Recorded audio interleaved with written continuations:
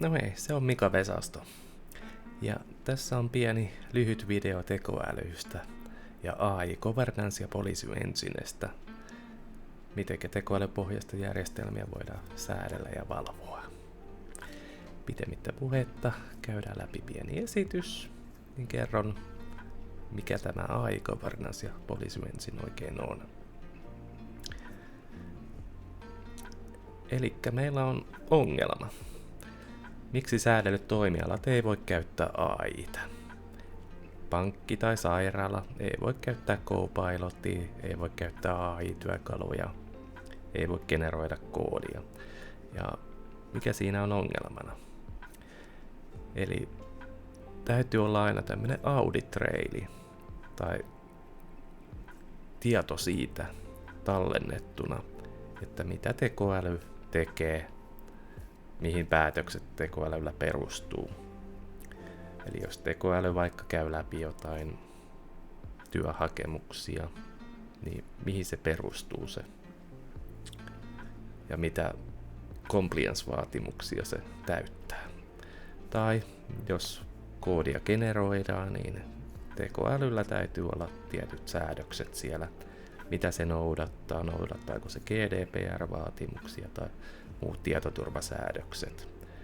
Jokainen muutos on oltava jäljitettävissä, eli jos tekoäly generoi koodin, niin se täytyy myös olla jäljitettävissä, että mihinkä pistesvaatimuksiin se liittyy.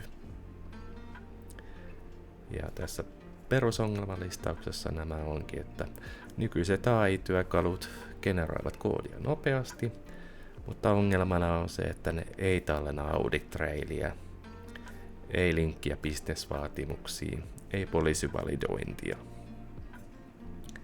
Eli mitään tämmöistä dataa ei tallenneta, että minkä takia tekoäly teki tietyn päätöksen ja noudattiko se esimerkiksi GDPR-vaatimuksia. Ja tätä sitten yritetään ratkaista tämmöisellä AI Governance ja Policy Engine hommalla. Ja miksi tämä on nyt erittäin tärkeää sitten? No 2024 tuli voimaan tämmöinen EU AI Act, mikä teki tästä AI Governancesta pakollista. Ja tämä tulee nyt voimaan 2026 sitten. Tässä on ollut siirtymäaika ottaa nämä käyttöön. Varmasti kaikki on myöhässä tämän kanssa. Eli täytyy olla audit traili, mistä puhuinkin. Jokainen AI-päätös on dokumentoitava ja täysi jäljitettävyys. Eli tekoäly kun generoi koodin, niin täytyy tietää mihinkä se liittyy se generoitu koodi. Eli mikä siellä on business-vaatimus, miksi se teki juuri näin. Human oversight. Kriittiset päätökset vaativat ihmisen hyväksynnän. High risk. AI ei saa toimia autonomisesti. Eli siinä vaiheessa, kun ollaan tekemisissä kriittisten järjestelmien kanssa ja siellä on joku tämmöinen kriittinen päätös, niin tekoäly ei saa tehdä sitä päätöstä itsenäisesti, vaan sen täytyy pyytää ihminen mukaan looppiin. Ja sitten näillä AI-järjestelmät luokitellaan riskitason mukaan, eli mitä korkeampi riskitaso, niin sitä tiukemmat vaatimukset. Ja seuraamuksia on tiedossa, rahallisia, jopa kielto jatkaa sen järjestelmän käyttöä. En ole täysin tutustunut, mitä kaikkea EU AI Act sisältää, mutta jokainen yritys, joka tekee tekoälypohjaisesti softaa tai käyttää tämmöisiä järjestelmiä, niin kannattaa tutustua, että mitä siellä vaaditaan teidän yritykseltä, että muuten voi tulla aika kalliiksi. No, mitä tämä AI Governance ja Policy Engine sitten on? AI Governance on hallintamalli AI-agenttien toiminnalle, varmistaa, että AI toimii sääntöjen mukaan, tarjoaa läpinäkyvyyden ja kontrollin. Eli tämä on tämmöinen hallintamalli, eli yrityksellä on tietty malli, että miten heidän AI toimii siellä. Se täytyy olla läpinäkyvä ja kontrolloitu. Ja sitten on tämä toinen osio, eli Policy Engine, eli tämä on sitten tekninen toteutus, että voidaan noudattaa governance-sääntöjä. Validoi jokaisen AI-päätöksen ennen suoritusta. Eli tässä on nyt korostettuna tämä ennen-sana. Eli ennen kuin AI tekee päätöksen, tekee koodi ja laittaa sen eteenpäin, niin se pitää validoida, että se tietty koodi vaikka täyttää ne policyt. Ja se tallentaa kaiken audit-trailiin. Eli tämä koodi täyttää tämän vaatimuksen, merkintä, tai tämä päätös ei täytä merkintää. Laittaa sinne oman merkinnän niistäkin. Ja keskeiset vaatimukset, deterministic validation, tarkoittaa, että ei promptipohjainen. Eli et voi vaan promptata AI-agentille, että noudatat GDPR-vaatimuksia, vaan nämä täytyy tulla sieltä policystä, eli ne on ennalta katsottu ohjeistus sinne, mitä tämä noudattaa. Sen pitää olla tosi nopea, eli ei hidasta kehitystä. Event sourcingi. Jokainen vaihe täytyy olla tallennettuna, että mitä tekoäly tekee. Zero Trust Identity. Todenna jokainen agentti. Eli jokaisella agentilla täytyy olla tietty tunniste, minkä perusteella se voidaan tunnistaa tuolla. Graceful Degradation. Eli jos tulee joku virhe, niin se täytyy pystyä perua turvallisesti ilman haittaa. Eli tässä auttaa erittäin just se, että validoidaan ennen suoritusta. Eli ei mennä edes suorittamaan sitä. Ja Human in the Loop, kriittiset päätökset. Se täytyy olla ihmisen tekemä.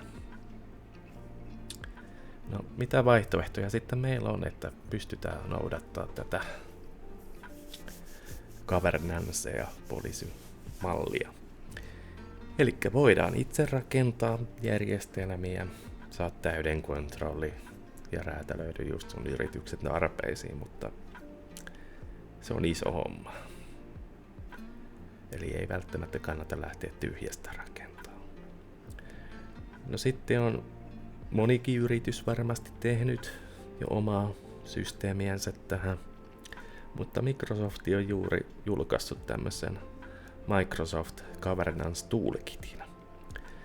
Semmoinen huomio, että tämä on vielä public preview, mutta taso alkaa olla jo erittäin hyvä myös tuotantojärjestelmiin, mutta huomioikaa tämä. Siellä on kattavat testit, 9500 testiä ja päälle. Täyttää OWASP Top 10 kattavuuden. OWASP Top 10 oli tämmöinen listaus kaikista ongelmallisimmista AI-kohdista, eli mitkä tuottaa eniten päävaivaa turvallisuuteen vedoten. Eli onko siellä vaikka jotain prompt-injektointia tai audit-trailin puutetta. Mulla ei sitä listaa tässä esityksessä nyt ole, mutta voitte googlettaa OWASP Top 10 kattavuus, niin löydätte listan. Monikielituki eli ohjelmointikieliä tuetaan useampia. Aktiivinen kehitys tällä projektilla. Tämä on siis open source-projekti, eli täysin avointa koodia ja jokainen voi osallistua siihen ja katsoa mitä siellä paketit sisältää. Ja sopii hyvin Enterpriselle myös, että sen verran tarkkaa työtä tekevät. Ja voidaan katsoa vielä vähän tarkemmin, että mikä tämä Governance Toolkit on sitten ja kenelle se on tarkoitettu. Eli vaikka Enterprise-organisaatiot, jotka käyttää AI-agentteja ja rakentaa softaa sen kanssa. Säädellyt toimialat, pankki, terveydenhuolto, julkinen sektori. No tässä tulee just se pakotettu audit-traili. Eli on pakko säädellä sitä, että mitä se AI tekee siellä. DevOps-tiimit, jotka tarvitsevat governance layerin. Security-tiimit, jotka valvovat AI-käyttöä. Compliance-tiimit, jotka raportoivat sääntelyviranomaisille. Ja tosiaan tukee montaa ohjelmointikieltä. kaikille kielille samat core-komponentit ja SDKt. Pientä eroa on siinä että tällä hetkellä, että kuinka paljon siellä on ohjeita ja koodiesimerkkejä millekin kielelle. Eniten taitaa olla tällä hetkellä Pythonille koodiohjeita, mutta varmasti tulee muuttumaan. Ja katsotaan sitten, mistä tämä toolkitti koostuu. 7 pääkomponenttia. Eli tärkein on varmasti ensinnäkin tämä Policy Engine, mikä käyttää nimeä Agent OS. Eli siellä on Runtime Policy Validation, eli tämä AI-agentti kesken sen koodin tuoton käy läpi tätä policyä. Eli ei tee ensin koodia valmiiksi ja validoi sen jälkeen sitä, vaan se ensin kysyy sieltä ne luvat, että täyttääkö tämä vaatimukset. Ja tästä on rakennettu erittäin nopea, eli alle 0,1 millisekuntia per actioni. Eli ei pitäisi hidastaa millään lailla tehdä tekoälyagentteja ja operaatioita 72 000 sekunnissa. Erilaisia konfi-vaihtoehtoja on Policyille, eli YAML varmaan yleisin siellä. Ja deterministic, ei LLM-pohjainen validointi, eli ei prompteilla validoida sitä, että täytä GDPR-vaatimukset, vaan siellä on ne poliisyt, mitä noudatetaan. Ja tässä on pieni esimerkki poliisy sitten, että agentit eivät saa poistaa production tietokantaa. Tarkistetaan ennen kuin delete-komento suoritetaan. Hyvin kärjistetty esimerkki, mutta ei kannata tehdä. Kakkoskomponenttina meillä on Agent Mesh, eli tämä on Zero Trust Identity. Eli jokainen agentti, niillä on tämmöinen oma allekirjoitus, digitaalinen signature, ja aina kun agentti tekee jonkun muutoksen, niin se on tietyn agentin allekirjoittama, eli se on jäljitettävissä, mikä agentti teki sen muutoksen. Jokaisella agentilla on tämmöinen trust scoring, eli 0–1000 pistettä per agentti. Mennään myöhemmin siihen, että mitä se tarkoittaa. Ja sitten tässä on tämmöinen analogi. Jokainen pankkikortti on uniikki ja jokaisella pankkikortilla on oma PIN-koodi. Eli agentti ei voi teeskennellä olevansa toinen agentti. Eli vastaa vähän niin kuin pankkikortti PIN-koodi juttu. Eli oma.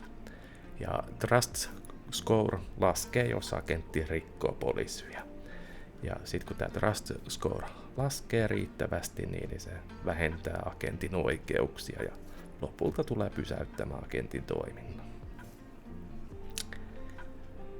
Sitten mennään 4. pakettiin, eli Agent Runtime Execution Sandboxing. Eli koostuu tämmöisistä tietyistä kerroksista. Tietyillä agenteilla on tietyt oikeudet, eli on tämmöinen Four-tier Privileges Rings, eli kehät. Sisemmässä kehässä on enemmän oikeuksia, sitten mennään aina ulommaksi ja vähemmän oikeuksia agenteilla. Katsotaan ihan kaavion kanssa myöhemmin. Ja siellä on muitakin tällaisia turvamääritelmiä. Ja sitten tämmönen hätäpysäytys kill switchi. Näitä katsotaan vähän myöhemmin vielä tuolla kaavioiden kanssa. Ja tuossa on sitten noi kehät on kerrottuna vielä sanallisesti auki, eli ring 0 siellä keskellä, niin silloin se täysvalta.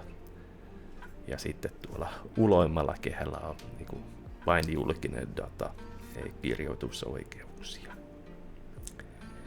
Ja sitten on tämmönen Agent SRE, Site Reliability Engineering, eli monitoroi virheitä, logeja. Eli meillä voi olla SLO, mikä että agenttien toiminnoista pitää 99,9% onnistua. Ja jos sitä rikotaan, eli se putoaa 98%, niin siellä menee toi erroriraja yli.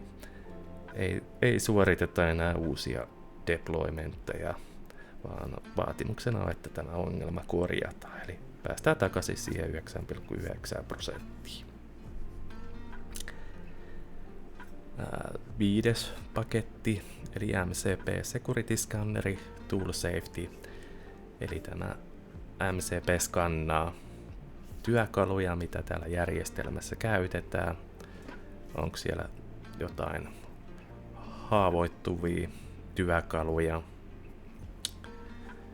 Eli tässä on esimerkki attakki on tämä MCP-tuuli näyttää luvalliselta, mutta se sisältää sitten tämmöisen injektoinnin, eli lisää aina URLiin tämmönen referaali, vaikka evil.com.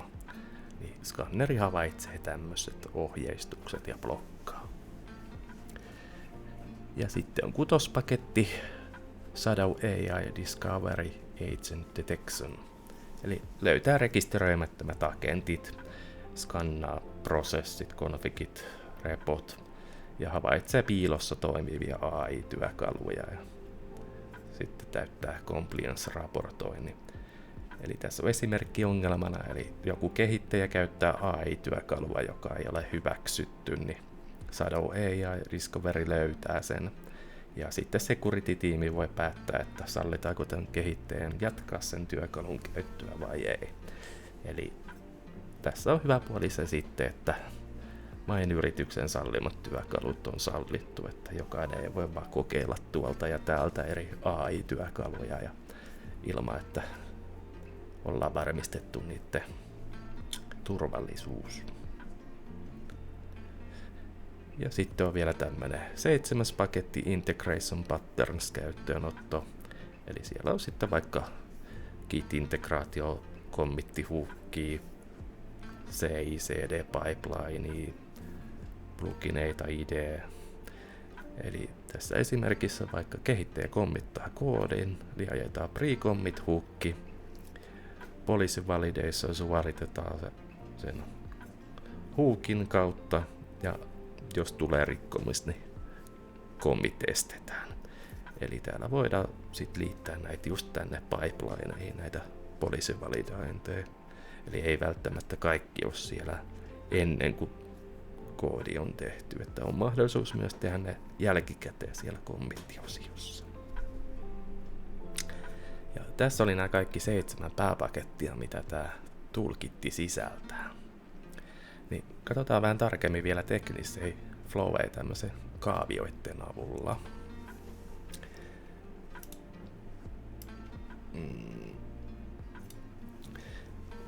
Eli seuraavat kaaviot näyttävät yksityiskohtaisesti, miten jokainen komponentti toimii. Jokaisessa on tekninen flow plus arkielämän analogia, jotta konsepti on helppo ymmärtää. Eli katsotaan vaikka tämä ensimmäinen flowi tästä ensin. Eli Zero Trust Identity. Eli katsotaan vaikka analogia ensin. Eli kun menet kaupan kassalle, haluat maksaa kortilla 50, niin kassa pyytää näyttämään kortin. Kortin numero tarkistetaan, Siru todentaa, että aito kortti ei voi väärentää. Niin sama juttu sitten täällä toisella puolella, että haluaa lukea käyttäjän dataa, tarkistetaan digitaalinen allekirjoitus, eli ei voida väärentää. Ja tarkistus 2 on syötä PIN-koodi. Tarkistetaan, että sinä olet se omistaja. Ei riitä, että kortti on aito, vaan myös oikea henkilö käyttää. Eli policy-checki tehdään, onko agentilla oikeus lukea tätä dataa. Ja tarkistus 3. Luottopisteiden tarkistus, ei maksuhäiriöitä, hyvä maksuhistoria, kauppa sallittu. Eli täällä on se agenttien trust score, eli onko se score riittävä korkea. Ja maksu menee läpi ja saat tavaraan, data annetaan agentille. Eli ei vaan luoteta siihen suoraan, vaan digitaalinen allekirjoitus varmennetaan. Flowi 2. circuit breaker, eli vastaa vähän niin kuin sähköverkon sulaketta. Eli analogiassa sähköt päällä kotona, kaikki laitteet toimii normaalisti, ei ongelmia. Vastaa samaa, että se on aketin normaali tila, kaikki pyynnöt menevät läpi 100% success rate. No, sitten tulee 5 peräkkäistä virhettä, API ei vastaa, timeoutti 500. Niin tämä on hätätila. Analogiassa vastaa, että sulake palannut, ei sähköä mihinkään, estää talon palaamisen. Niin täällä agentti estää pyynnöt, vaikka 30 sekunnin ajaksi. Ja sitten kun se 30 sekuntia on kulunut, kokeillaan uudelleen. Ja analogiassa on, että uusi sulake asennettu, kokeillaan yhtä lamppua, toimiiko nyt. Ja half open testitila agentin kanssa päästetään yksi pyyntö läpi testiksi, toimiiko nyt. Ja sitten kun se testi onnistuu, niin palataan takaisin tuonne close-tilaan, eli tämmönen sirkuitti. Sitten meillä on tää trust scoring flowi, eli luottopisteet. Agentilla on korkea score valmiina, täydet oikeudet, voi lukea dataa, voi poistaa tiedostoja. Ja analogiassa se vastaa sitten luottopisteitä pankissa. Eli saat lainaa helposti, alhainen korko, suuret luottolimiitit. No sitten tapahtuu policy violation, yritti poistaa tietokantat. Pisteet laskevat vaikka sitten -250. Ja siinä tapauksessa se korkea score onkin enää keskitasoa. Silloin agentille tulee rajoitetut oikeudet, voi lukea dataa, ei voi poistaa. Eli tämä agentti ei ole enää luotettava ja sitten meidän täytyy tehdä asialle jotain. Ja analogiassa se sitten voit saada lainaa, mutta korkeammalla korolla, pienempi luottolimiitti. Sitten on tämmönen Saga Orchestrationi flowi, eli lentovarausta vastaan. Eli kopioidaan dataa lähteestä kohteeseen. Eli varataan vaikka lento sitten Pariisiin ja OK. No, sitten tarkistetaan datan eheys. Varahotellin varaus on edelleen OK.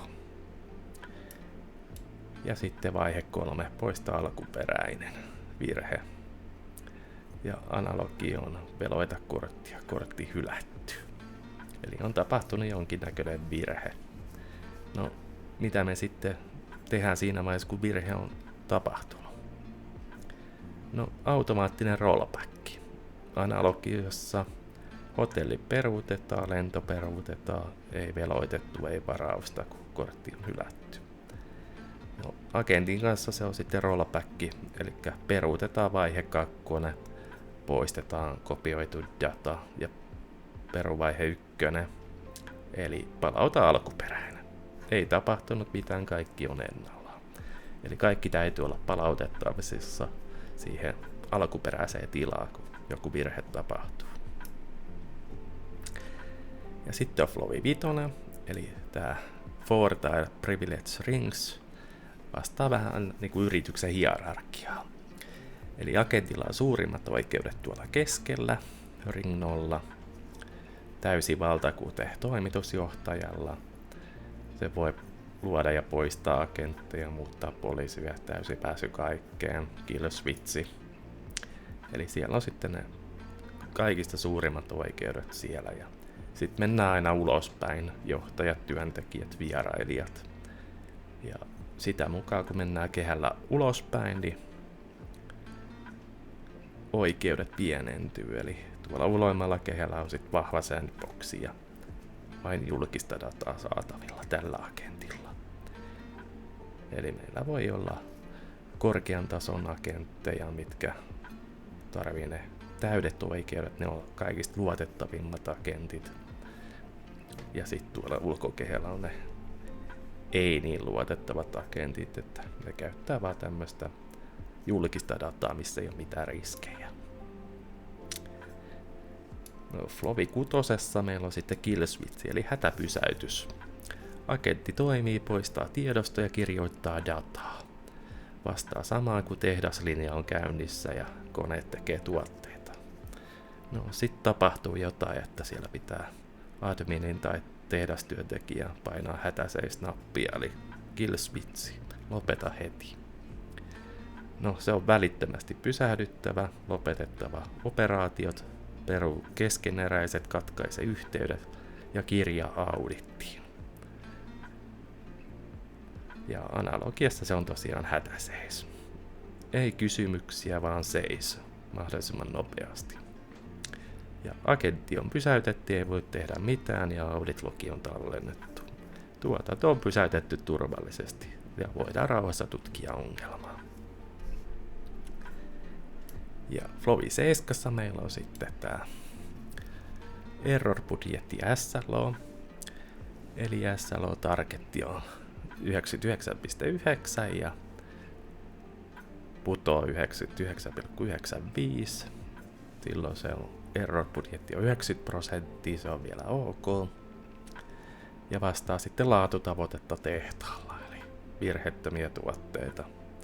Sitten kun ne virheet lisääntyy, niin pysäytetään homma.